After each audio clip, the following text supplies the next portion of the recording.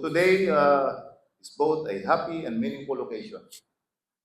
We are here not simply to mark the retirement of Police Colonel Arnold Kalingasan and Police Colonel Glenn Purbillo, but more importantly, to say simple words that sometimes carry more meaning than a long speech.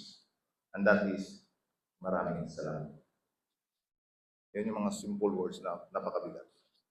Thank you for the years you gave to the PNP. Thank you for the sacrifices that often went unseen.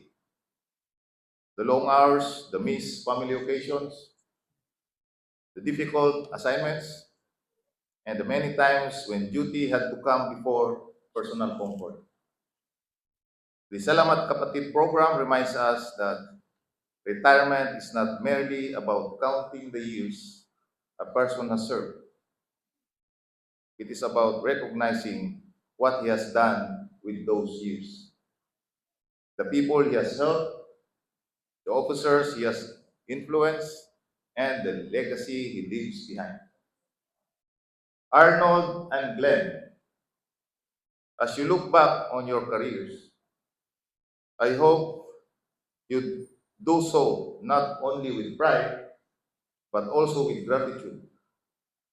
Not everyone is given the opportunity to spend the best years of his life in service to others. You answered that calling and you have completed your journey with honor. But we also know that no police officer completes this journey alone.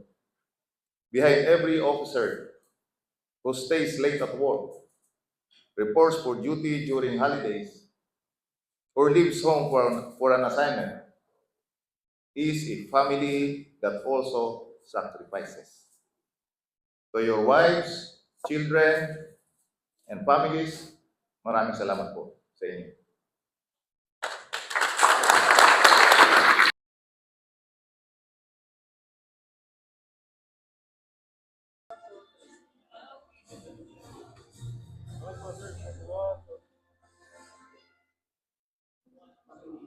And our